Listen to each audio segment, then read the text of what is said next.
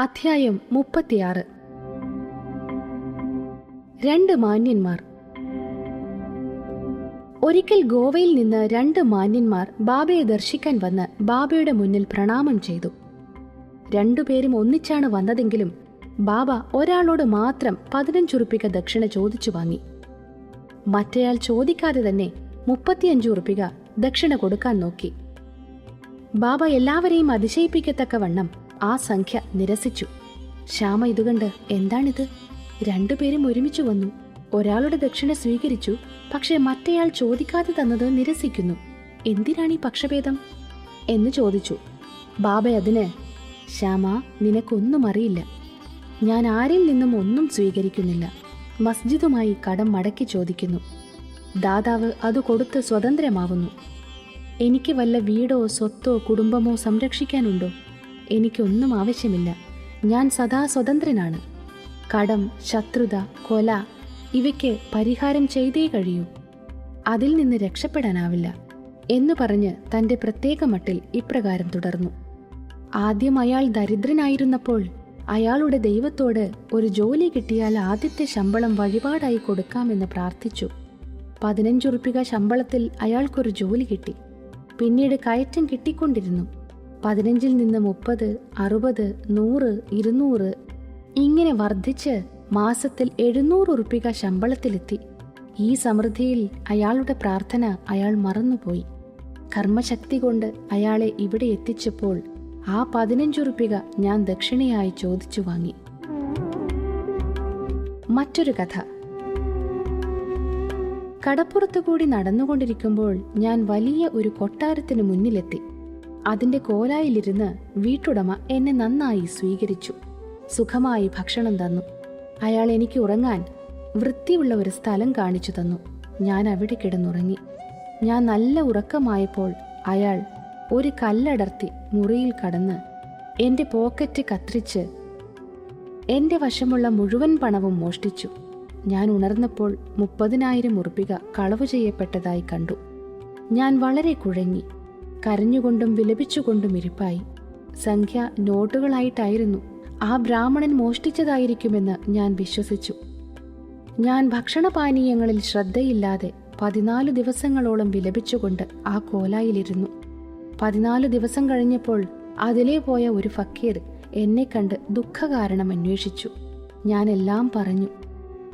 ഞാൻ പറയും പോലെ ചെയ്താൽ നിനക്ക് പണം തിരിച്ചു കിട്ടും. ഒരു ഫക്കീറിന്റെ അടുക്കൽ ചെല്ല്, ഞാൻ സ്ഥലം പറഞ്ഞു തരാം. ഫക്കീറിനെ ശരണം പ്രാപിച്ചാൽ ഫക്കീർ പണം തിരികെ വാങ്ങിത്തരും. അതുവരെ നിനക്ക് ഏറ്റവും ഇഷ്ടപ്പെട്ട ഭക്ഷണം ഉപേക്ഷിക്കുക എന്ന് ഫക്കീർ എന്നോട് പറഞ്ഞു. ഞാൻ ഫക്കീർ പറഞ്ഞ പോലെ ചെയ്തപ്പോൾ എൻ്റെ പണം തിരിച്ചു കിട്ടി.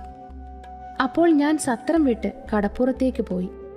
അവിടെ ഒരു കപ്പൽ ഉണ്ടായിരുന്നെങ്കിലും ആൾ നിറഞ്ഞ സ്ഥലമല്ലാത്തതിനാൽ എനിക്ക് കയറാൻ കഴിഞ്ഞില്ല. അവിടെ ഒരു നല്ല തരക്കാരനായ ശിപായി ഇടപെട്ടതുകൊണ്ട് എനിക്ക് കയറാൻ സ്ഥലം കിട്ടി. അത് മറ്റൊരു തുറമുഖത്തെത്തിച്ചു. അവിടെ നിന്ന് തീവണ്ടി കയറി ഞാൻ മസ്ജിദ് മായിയിൽ എത്തിച്ചേർന്നു. ഈ കഥ പറഞ്ഞു തീർന്നപ്പോൾ ബാബ ശ്യാമയോട് ഗോവക്കാരെ 2 പേരെയും കൊണ്ടുപോയി ഭക്ഷണം ഏർപ്പാട് ചെയ്തു കൊടുക്കാൻ പറഞ്ഞു. ശ്യാമ അവരെ വീട്ടിലേക്ക് കൊണ്ടുപോയി ഭക്ഷണം കൊടുത്തു. ഭക്ഷണ സമയത്ത് ശ്യാമ അവരോട് ബാബയുടെ കഥ നിഗൂഢാർത്ഥമുള്ളതാണെന്നും ബാബ കടൽക്കരയിൽ പോകുകയാവട്ടെ, 30,000 ഉറുപ്പിക കൈവശം വെക്കുകയാവട്ടെ, യാത്ര ചെയ്യുകയാവട്ടെ, പണം നഷ്ടപ്പെടുകയാവട്ടെ, തിരിച്ചു കിട്ടുകയാവട്ടെ, ഒന്നും ഉണ്ടായിട്ടില്ലെന്നും അതിന്റെ അർത്ഥം അവർക്ക് വല്ലതും മനസ്സിലായോ എന്നും ചോദിച്ചു. അതിഥികൾ ഹൃദയമലിഞ്ഞ് കണ്ണീർ പൊഴിക്കുകയായിരുന്നു. തൊണ്ടയിടറിക്കൊണ്ട് ബാബ സർവജ്ഞനും സർവന്തര്യാമിയും പരമാത്മാവുമാണെന്നവർ പറഞ്ഞു. ബാബ പറഞ്ഞതെല്ലാം തങ്ങൾ അനുഭവിച്ച കാര്യങ്ങളാണ്. ബാബ എങ്ങനെ ഇതറിഞ്ഞു എന്ന് അത്ഭുതാവഹമാണ്. ഭക്ഷണശേഷം വിവരമെല്ലാം പറയാമെന്ന് അവർ പറഞ്ഞു. ഭക്ഷണശേഷം വെറ്റില മുറുക്കിക്കൊണ്ട് അവർ കഥ പറയാൻ തുടങ്ങി. അവരിൽ ഒരാൾ പറഞ്ഞു, പശ്ചിമഘട്ടത്തിലുള്ള ഒരു ഹിൽ സ്റ്റേഷനാണ് എൻ്റെ നാട്. ഞാൻ ഗോവയിൽ ഒരു ജോലി അന്വേഷിച്ചു പോയതാണ്. ഞാൻ ദത്തദേവനോട് ജോലി കിട്ടിയാൽ ആദ്യ മാസത്തെ ശമ്പളം വഴിപാടായി കൊടുക്കാമെന്ന് പ്രാർത്ഥിച്ചു. ദേവന്റെ അനുഗ്രഹത്താൽ 15 ഉറുപ്പിക ശമ്പളത്തിൽ എനിക്കൊരു ജോലി കിട്ടി. പിന്നെ ബാബ പറഞ്ഞ പോലെ ഉദ്യോഗ കയറ്റങ്ങളും കിട്ടി. ഞാൻ എൻ്റെ പ്രാർത്ഥന തീരെ മറന്നുപോയിരുന്നു. ബാബ ഈ വിധത്തിൽ എന്നെ അത് ഓർമ്മിപ്പിച്ച് എന്നിൽ നിന്നും സ്വീകരിച്ചതാണ്. അത് സാധാരണ ദക്ഷിണയല്ല, ഒരു പഴയ കടം വീട്ടലും വളരെ കാലമായി മറന്നുപോയ ഒരു പ്രാർത്ഥന നിർവഹിക്കലുമാണ്. ഗുണപാഠം. ബാബ യഥാർത്ഥത്തിൽ പണത്തിനു വേണ്ടി യാചിക്കുകയോ ഭക്തന്മാരെ യാചിക്കാൻ അനുവദിക്കുകയോ ചെയ്തിരുന്നില്ല. പണം ആധ്യാത്മിക പുരോഗമനത്തിന് ഒരു വിലങ്ങുതടിയാണെന്നാണ് ബാബ കണക്കാക്കിയിരുന്നത്. അതുകൊണ്ട് അദ്ദേഹം പണത്തിന്റെ പിടിയിൽപ്പെടാൻ ഭക്തരെ അനുവദിച്ചിരുന്നില്ല. മഹൽസാപതി ഇതിനൊരു ഉദാഹരണമാണ്. അയാൾ വളരെ ദരിദ്രനും ജീവിതം നയിക്കാൻ തന്നെ നന്നേ വിഷമിച്ചിരുന്ന ആളുമായിരുന്നു. ബാബ അയാളെ പണമുണ്ടാക്കാൻ അനുവദിച്ചില്ലെന്ന് മാത്രമല്ല, ദക്ഷിണയിൽ നിന്ന് അയാൾക്ക് ഒന്നും കൊടുക്കലുമില്ല.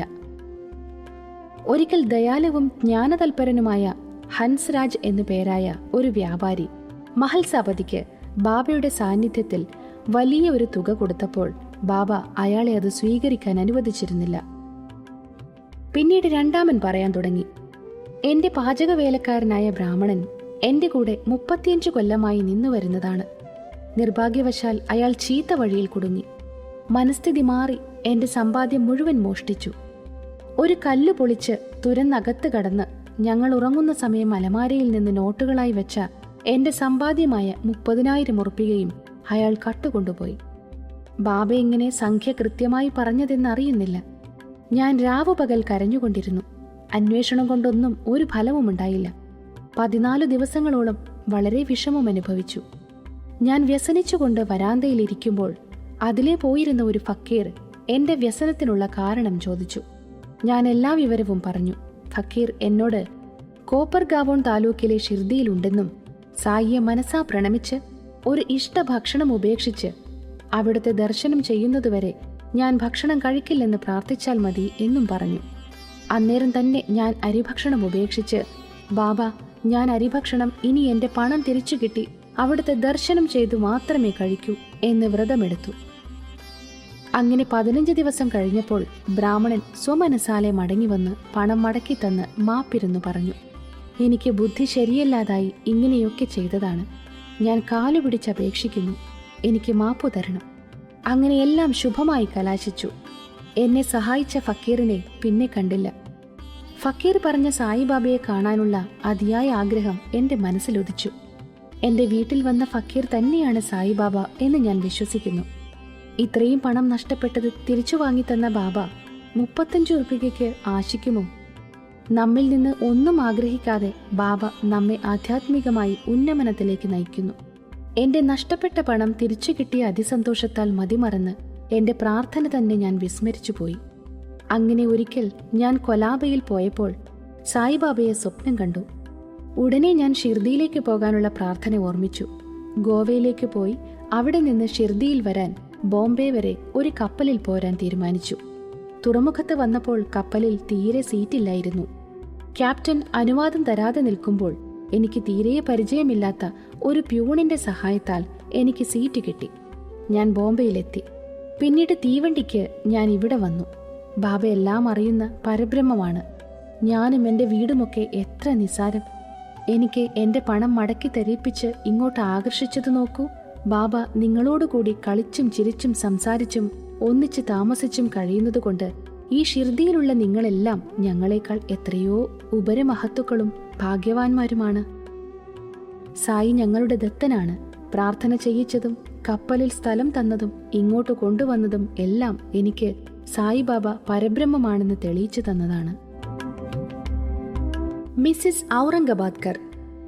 ഷോലാപൂരിലെ സുഖാറാം ഔറംഗബാദ്കറിന്റെ ഭാര്യയ്ക്ക് 27 കൊല്ലത്തെ ദാമ്പത്യ ജീവിതത്തിൽ ഒരു കുട്ടി ജനിച്ചില്ല. പല ദേവന്മാർക്കും നേർച്ചകൾ ചെയ്തിട്ടും ഫലമുണ്ടായില്ല. അവർ കടുത്ത നിരാശയിലായി. ഒരവസാന പരീക്ഷണം എന്നോണം അവർ ഷിർദിയിൽ വന്ന് ബാബയെ സേവിച്ച് 2 മാസം താമസിച്ചു. അവർ എപ്പോൾ മസ്ജിദിൽ ചെന്നാലും അവിടെ വലിയ ജനത്തിരക്കായിരിക്കും. അവർക്ക് ബാബയെ ഒറ്റയ്ക്ക് കണ്ട് കാൽക്കൽ വീണ് സങ്കടം പറഞ്ഞ് ഒരു സന്താനത്തിന് വേണ്ടി പ്രാർത്ഥിക്കണമെന്നുണ്ടായിരുന്നെങ്കിലും തീരെ അവസരം കിട്ടിയില്ല. ഒടുവിൽ ശ്യാമയോട് എങ്ങനെയെങ്കിലും ബാബ ഒറ്റയ്ക്കിരിക്കുമ്പോൾ ഒരവസരമുണ്ടാക്കി കൊടുക്കാൻ അപേക്ഷിച്ചു. ബാബയുടെ ദർബാറിൽ ആർക്കും ചെല്ലാവുന്നതാണെന്നും എങ്കിലും പരിശ്രമിച്ചു നോക്കാമെന്നും ദൈവം അനുഗ്രഹിക്കുമെന്നും ശ്യാമ പറഞ്ഞു. ബാബ ഭക്ഷണത്തിനിരിക്കുമ്പോൾ ഒരു തേങ്ങയും ചന്ദനത്തിരയുമായി പുറത്ത് മുറ്റത്തിരിക്കാനും അയാൾ ആംഗ്യം കാണിച്ച ഉടനെ വരാനും ശ്യാമ ഏർപ്പാടു ചെയ്തു. ഒരിക്കൽ ഭക്ഷണശേഷം ശ്യാമ ബാബയുടെ കഴുകിയ കൈ തുടച്ചുകൊണ്ടിരിക്കുമ്പോൾ ബാബ ശ്യാമയുടെ കവിളത്ത് നുള്ളി. ശ്യാമ കോപം നടിച്ച്, ദേവാ, എന്നെ ഇങ്ങനെ നുള്ളുന്നത് ശരിയാണോ? ഇങ്ങനെ നുള്ളുന്ന വികൃതിയായ ഒരു ദൈവത്തെ ഞങ്ങൾക്ക് വേണ്ട. ഞങ്ങൾ അവിടുത്തെ ആശ്രിതന്മാരായിട്ട് ഇതാണോ ഞങ്ങളുടെ അടുപ്പത്തിന്റെ ഫലം എന്ന് ചോദിച്ചു. ബാബ അതിനെ, ഓ ശ്യാമ, കഴിഞ്ഞ 72 ജന്മങ്ങളിൽ നീ എൻ്റെ കൂടെ ഉണ്ടായിരുന്നു. ഇതുവരെ ഞാൻ നുള്ളിയിട്ടില്ല. ഇപ്പോൾ എൻ്റെ സ്പർശനം പോലും നീ വെറുക്കുന്നു എന്ന് മറുപടി പറഞ്ഞു. അപ്പോൾ ശ്യാമ, ഞങ്ങൾക്ക് ചുംബനവും മധുരപലഹാരവും തിന്നാനും തരുന്ന ദേവനെയാണ് ആവശ്യം. ഞങ്ങൾക്ക് അവിടുത്തെ ബഹുമാനവും സ്വർഗവും ബലൂണും ഒന്നും ആവശ്യമില്ല. ഞങ്ങൾക്ക് അവിടുത്തെ പാദങ്ങളോടുള്ള ഭക്തിവിശ്വാസങ്ങൾ എന്നും ഉണർന്നിരുന്നാൽ മതി എന്ന് മറുപടിയായി പറഞ്ഞു. ബാബ ഉടനെ, ശരി, ഞാൻ അതിന് വന്നതാണ്. ഞാൻ നിന്നെ തീറ്റിപ്പോറ്റി വരുന്നു. അത്രമാത്രം വാത്സല്യമാണ് എനിക്ക് നിന്നോടുള്ളത് എന്ന് ശ്യാമയെ മനസ്സിലാക്കി കൊടുത്തു. പിന്നീട് ബാബ ആസനസ്ഥനായി. ശ്യാമ ആ സ്ത്രീക്ക് ആംഗ്യം കാണിച്ചു. അവർ കയറി വന്ന് നമസ്കരിച്ച് ചന്ദനത്തിരിയും നാളികേരവും ബാബയ്ക്ക് കൊടുത്തു. ബാബ കുലുക്കി നോക്കിയപ്പോൾ തേങ്ങ കൊട്ടത്തേങ്ങയായിരുന്നു. കഴമ്പ് ഉള്ളിൽ കിടന്ന് ശബ്ദമുണ്ടാക്കുന്നുണ്ട്. ബാബ ശ്യാമയെ വിളിച്ച്, ശ്യാമ, ഇതിളകുന്നു, എന്താണിത് പറയുന്നതെന്ന് നോക്കൂ എന്ന് പറഞ്ഞു. അപ്പോൾ ശ്യാമ ആ സ്ത്രീ പറയുന്നത്, അതുപോലെ ഒരു കുട്ടി അവരുടെ ഗർഭപാത്രത്തിൽ കിടന്ന് ഇളകണമെന്നും വളരണമെന്നുമാണ്. അതുകൊണ്ട് ആ തേങ്ങ അവർക്ക് അനുഗ്രഹത്തോടു കൂടി മടക്കി കൊടുക്കണം എന്നാവശ്യപ്പെട്ടു. ബാബ പറഞ്ഞു, തേങ്ങ സന്താനത്തെ കൊടുക്കുമോ? മനുഷ്യന്മാർ എന്തുമാത്രം വിഡ്ഢികളാണ്! അവരെന്തെല്ലാം ധരിച്ചു വെച്ചിരിക്കുന്നു. ശ്യാമ പറഞ്ഞു, അവിടുത്തെ വാക്കിന്റെയും അനുഗ്രഹത്തിന്റെയും ശക്തി എനിക്കറിയാം. അവിടുത്തെ വാക്കുകൾ അവർക്ക് ഒരു കൂട്ടം കുട്ടികളെ തന്നെ കൊടുക്കും. അവിടുന്ന് ശരിക്കുള്ള അനുഗ്രഹം കൊടുക്കാതെ ഒഴിഞ്ഞു മാറുകയാണ്. ഇങ്ങനെ കുറച്ചു നേരം സംഭാഷണം നടന്നു. ബാബ തേങ്ങയുടയ്ക്കാനും ശ്യാമ അത് അനുഗ്രഹിച്ച് സ്ത്രീക്ക് കൊടുക്കാനും പറഞ്ഞുകൊണ്ടിരുന്നു. ഒടുക്കം ബാബ വഴങ്ങി പറഞ്ഞു, അവർക്ക് സന്താനം ലഭിക്കും. എപ്പോൾ എന്നായി ശ്യാമ. 12 മാസങ്ങൾക്കകം എന്ന് ബാബ മറുപടിയും കൊടുത്തു. എന്നിട്ട് തേങ്ങ 2ആയി മുറിച്ച് ഒരു പകുതി ശ്യാമയും ബാബയും തിന്നു. മറ്റേ പകുതി ആ സ്ത്രീക്കും കൊടുത്തു. എന്നിട്ട് ശ്യാമ ആ സ്ത്രീയോട് തിരിഞ്ഞു നിന്ന് പറഞ്ഞു, അമ്മേ, നിങ്ങൾ എൻ്റെ വാക്കുകൾക്ക് പരിപൂർണ സാക്ഷിയാണ്. 12 മാസങ്ങൾക്കകം നിങ്ങൾക്ക് ഒരു കുട്ടി ജനിക്കാത്ത പക്ഷം ഞാൻ ഈ ദേവന്റെ തലയിൽ ഒരു തേങ്ങയടിച്ചുടച്ച് ഈ മസ്ജിദിൽ നിന്നും ആട്ടിപ്പുറത്താക്കും. ഇത് ചെയ്തില്ലെങ്കിൽ ഞാൻ മാധവനല്ല. ഞാൻ പറഞ്ഞതെന്തെന്ന് നിങ്ങൾക്കുടനെ ബോധ്യമാവും. അവർ 1 കൊല്ലത്തിനകം ഒരാൺകുട്ടിയെ പ്രസവിച്ചു. കുട്ടിയെ 5ആം മാസം ബാബയുടെ അടുക്കൽ കൊണ്ടുവന്നു. ഭാര്യയും ഭർത്താവും ബാബയെ നമസ്കരിച്ചു. ഔറംഗബാദ്കർ നന്ദിപൂർവ്വം ബാബയ്ക്ക് 500 ഉറുപ്പിക കൊടുത്തു. അത് ബാബയുടെ കുതിര ശ്യാമകർണന് ഒരു ഷെഡുണ്ടാക്കാൻ വിനിയോഗിച്ചു. ശ്രീ സായിയെ നമിക്കുവിൻ. ലോകശാന്തി ഭവിക്കട്ടെ.